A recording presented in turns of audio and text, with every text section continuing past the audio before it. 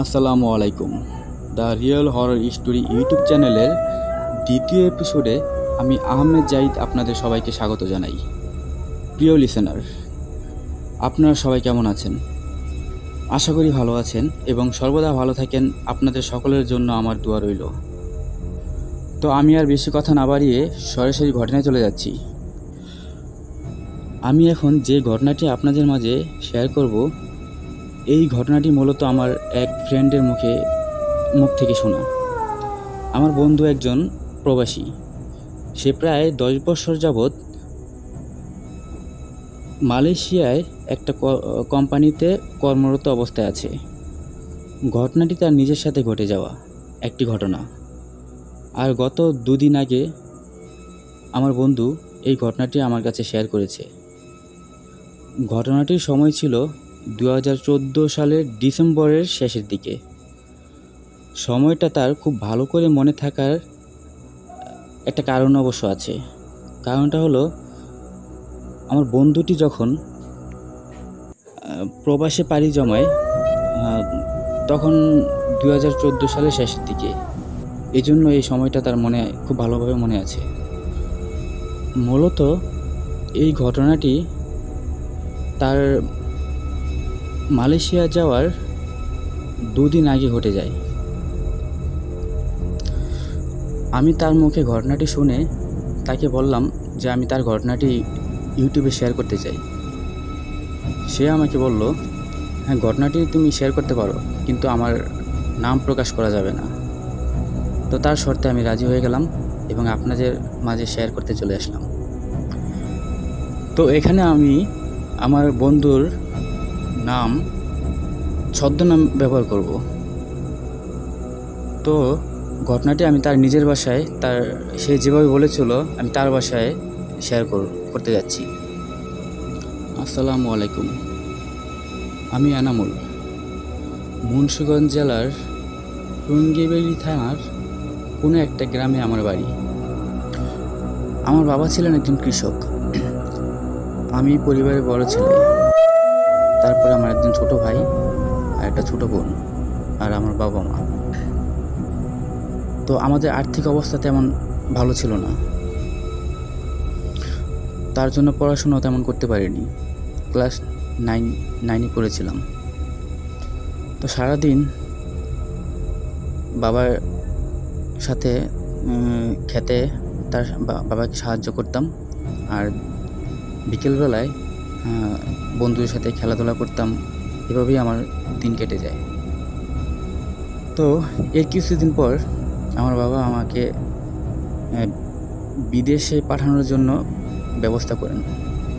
তো আল্লাহর রহমতে একদিন আমার বিদেশে যাওয়ার তারিখ চলে আসে।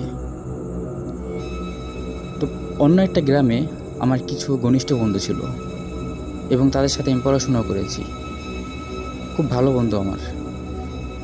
তাদের সাথে আমার খুবই ঘনিষ্ঠ ছিল। তো আমার বন্ধুদের আমি ফোন করে জানাই আমার বিদেশে যাওয়ার ব্যাপারটা। তারা এই কথা শুনে আমাকে বলল, তুই তো বিদেশ চলে যাবি, তো একদিন আমাদের গ্রামে এসে আমাদের সাথে সময় কাটিয়ে যা। তো আমি মনে মনে ভাবলাম, যদি বিদেশ চলে যাই, কবে না কবে তাদের সাথে আর দেখা হয়। এর মধ্যে কে মরে কে বাঁচে তার তো কোনো গ্যারান্টি নেই। আমারও ইচ্ছে ছিল তাদের সাথে সময় কাটানোর। তো আমি তাদের কথা দিলাম, আমার ফ্লাইট যেদিন হবে তার ঠিক 2 দিন আগে আমি তাদের গ্রামে যাব এবং তাদের সাথে সময় কাটাবো। তো এরপরে আমার বন্ধুদের সাথে আর আমার দেখা হয়নি, তবে মাঝে মধ্যে ফোনে যোগাযোগ হতো। এভাবে আমার কিছুদিন কেটে গেল এবং ফ্লাইটের তারিখও কাছে চলে আসে। 2 দিন পরেই আমার ফ্লাইট। তো আজকে আমার বন্ধুদের গ্রামে যাওয়ার কথা। তো আজকে সারাদিন আমার বন্ধু একটা কলও দেয়নি। তো আমি ভাবলাম তারা হয়তো ভুলে গেছে। তো তো তাদের ওখানে যাওয়ার কথা আমিও বাদ দিলাম। তো প্রায় সন্ধ্যার দিকে আমার এক বন্ধু আমার ফোনে কল দিল। তো আমি ফোন রিসিভ করলাম। রিসিভ করে আমার বন্ধুদেরকে বললাম কেমন আছো, ওরা আমাকে জিজ্ঞেস করলো কেমন আছো। তো ভালো আছি বললাম। এরপরে আমার বন্ধুরা আমাকে জানায় তারা আমাদের গ্রামের যে বাজারটি আছে ওই বাজারে এসে একটা জায়গায় আমার জন্য অপেক্ষা করছে, এবং তারা বলল খুব তাড়াতাড়ি যেন আমি তাদের ওখানে যাই, তাদের সাথে দেখা করি। তখন আমি তাদের বললাম তোমরা আমার বাড়িতে আসো, কিন্তু তারা যেতে রাজি হলো না। বলল যে সময় নেই, তুই তাড়াতাড়ি চলে আয়। তো আমি আচ্ছা বলে তাদের ফোন কেটে দিলাম এবং জামা কাপড় চেঞ্জ করে রেডি হয়ে বাড়ি থেকে বের হলাম। বাড়ি থেকে বের হওয়ার আগে আমার আম্মুকে বললাম, আম্মু আমি আমার বন্ধুর সাথে দেখা করতে যাচ্ছি, তাড়াতাড়ি চলে আসবো। তো আম্মু বলল সাবধানে যাস আর খুব তাড়াতাড়ি চলে আসিস, দেরি করিস না। আমি ঠিক আছে বলে বের হয়ে গেলাম। তো বাজারে গিয়ে দেখি তারা একটা চায়ের দোকানে বসে চা খাচ্ছে সবাই। তো আমাকে দেখে বলল বস চা খা। তো আমি তাদের বললাম আমি চা খাবো না। তারা চা খেয়ে তারপর উঠে বলে যে চল বাজার করব। আমি বললাম কেন? ওরা আমাকে বলল চল দেখবি কেন করব। তো তাদের সাথে আমি গেলাম। তারা প্রথমে একটা মুরগির দোকান ঢুকলো, ওখান থেকে 2টা মুরগি কিনলো এবং চাল তেল আরও কিছু মশলা টশলা কেনাকাটি করে তারপর তাদের গ্রামের উদ্দেশ্যে রওনা দিলাম। তো যাওয়ার সময় গাড়িতে উঠে খুব দ্রুত চলে গেলাম। তো তাদের গ্রামে একটি প্রাইমারি স্কুল ছিল। মূলত আমরা ওই স্কুলের মাঠে রান্না টান্না করার আয়োজন করলাম। সব কিছু ওখানে নিয়ে গেলাম, গ্যাসের চুলো, পাতিল টাতিল যা লাগে ইত্যাদি সব নিয়ে গেলাম। ওখানে গিয়ে আমরা মোরগ টোরগ সব রেডি করে তেহারি রান্না করার জন্য যা যা লাগে সব জোগাড় করলাম এবং রান্না বসিয়ে দিলাম। তো আমরা বন্ধুরা সবাই মিলে রান্না করছিলাম। একসময় রান্না হয়ে গেল, আবার তারপর আমরা একসাথে বসলাম সবাই খাওয়া দাওয়া করার জন্য। তো সবাই একসাথে খেলাম, খুব আনন্দ করলাম, মজা করলাম। তারপর কিছুক্ষণ বন্ধুদের সাথে বসে বিভিন্ন বিষয়ে কথা বললাম এবং গল্প টল্প বললাম। এভাবে রাত প্রায় 11টা বেজে যায়। তারপর আমি আমার বন্ধুদেরকে বললাম অনেক রাত হয়ে গেছে, আমার এখন তো যেতে হবে, তো আমি চলে যাই। তো আমাদের বন্ধুদের কাছ থেকে বিদায় নিয়ে বাড়ি যাওয়ার উদ্দেশ্যে রওনা দিলাম। কিন্তু আমার বাড়ি যাওয়ার জন্য 2টা রাস্তা ছিল, একটা হচ্ছে কাঁচা রাস্তা আর একটা পাকা রাস্তা। তো কাঁচা রাস্তা হচ্ছে গ্রামের মাঝখান দিয়ে এবং মাঠ দিয়ে হেঁটে যেতে হয়, বিভিন্ন ক্ষেতের মাঝখান দিয়ে রাস্তা আছে, আঁকাবাঁকা রাস্তা। আর এই রাস্তা দিয়ে আমার বাড়ি থেকে হেঁটে গেলে প্রায় 30 মিনিট লাগে। আর যে পাকা রাস্তাটি আছে ওটা মূলত হেঁটে গেলে প্রায় 1 ঘন্টা লাগে, আর গাড়িতে গেলে 15 মিনিটের মতো লাগে। তো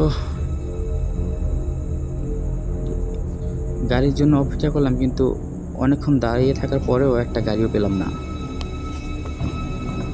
তখন আর কি করব, মনে মনে ভাবলাম এই রাস্তা দিয়ে যদি হেঁটে যাই তাহলে তো অনেক সময় লাগবে, তার চেয়ে ভালো আমি কাঁচা রাস্তা দিয়ে চলে যাই, খুব দ্রুত চলে যেতে পারবো। এবং মোবাইলের দিকে তাকিয়ে দেখলাম মোবাইলের চার্জ প্রায় শেষের দিকে। তো আমি মোবাইলের ফ্ল্যাশ লাইট জ্বালিয়ে হাঁটতে শুরু করলাম। ক্ষেতের মাঝখান দিয়ে আঁকাবাঁকা পথ ধরে হাঁটছি, কিন্তু তখনও আমার মনে কোনো ধরনের ভয় ডর লাগছিল না। সামনে যে আমার জন্য মারাত্মক ভয় অপেক্ষা করছে সেটা বুঝতেই পারিনি। প্রায় অর্ধেক রাস্তা পার হওয়ার পর আমি ভয়ানক একটা দৃশ্য দেখলাম একটা মহিলা অবয়ব আমার বাম পাশে শূন্যে ভাসছে আর আমার দিকে তাকিয়ে আছে। যখনই তার সাথে আমার চোখাচোখি হলো তখন ওই অবয়বটি ভয়ঙ্কর একটা হাসি দিল। কি কুৎসিত দেখতে সেই হাসি। আর ওই অবয়বের এরকম হাসি দেখে আমি মারাত্মক ভয় পেয়ে গেলাম। ওই অবয়বটি সাদা একটি কাপড় পরিহিত ছিল আর বেশ বড় বড় চুল ছিল এবং তার নাক অনেক লম্বা ছিল আর তার মনে হচ্ছিল তার চোখে কোনো মণিই নেই, পুরোটা সাদাই ছিল। খুব ভয়ঙ্কর দেখতে ছিল সেই। তখন আমি এতটাই ভয় পাইছিলাম আমার পুরো শরীরের লোম দাঁড়িয়ে গেছিল এবং আমার কলিজা শুকিয়ে গেছে। তখন আমি মনে মনে দোয়াদুল যা পারি পড়তে শুরু করলাম। তখনও ওই অবয়বটি ভয়ঙ্কর দৃষ্টিতে আমার দিকে তাকিয়েছিল।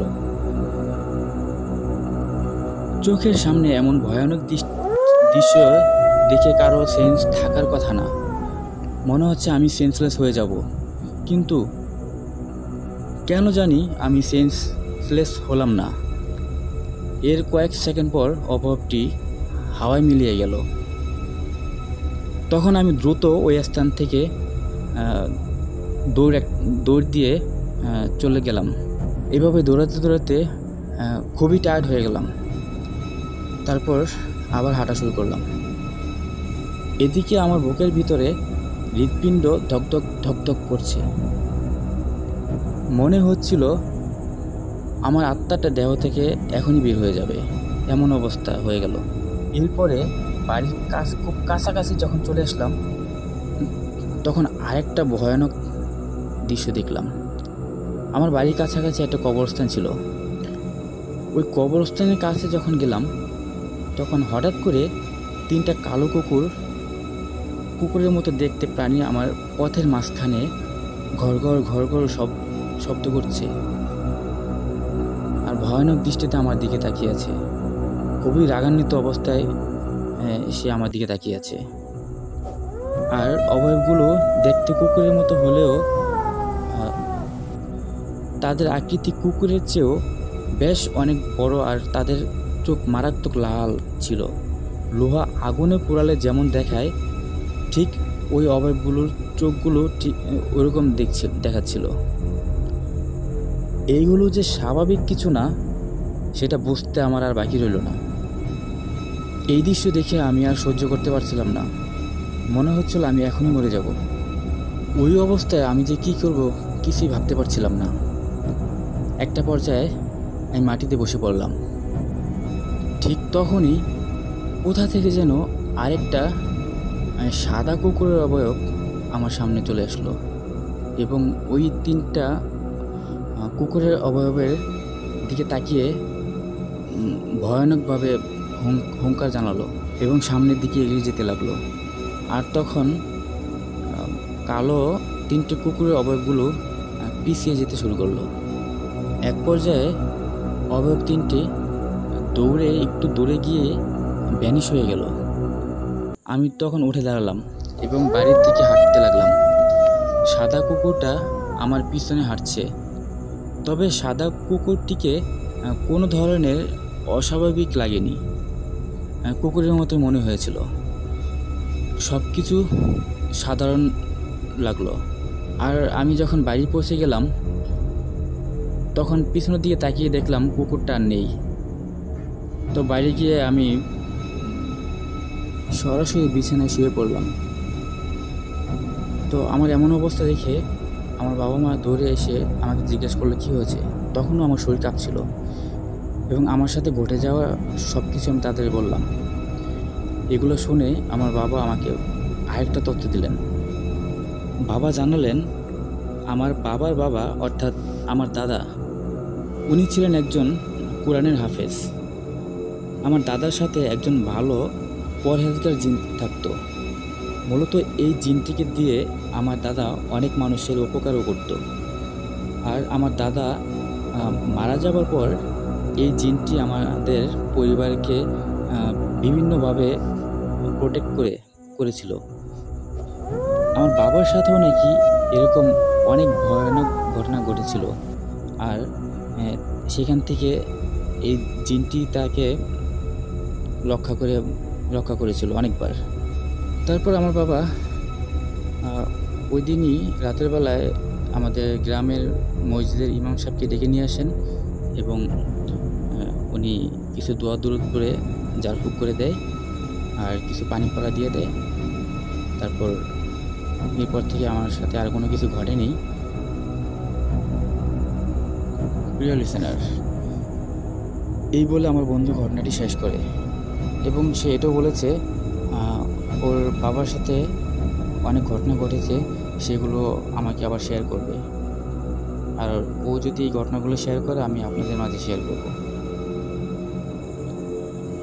তো আমাদের ঘটনাটি আপনাদের কেমন লেগেছে? যদি ভালো লাগে সাবস্ক্রাইব করুন, লাইক দিন, কমেন্ট করুন এবং শেয়ার করুন। আর আপনারা যারা ঘটনা পাঠাতে চান the real horror story UTC@gmail.com এই ইমেলের নাম্বারে পাঠাতে পারবেন।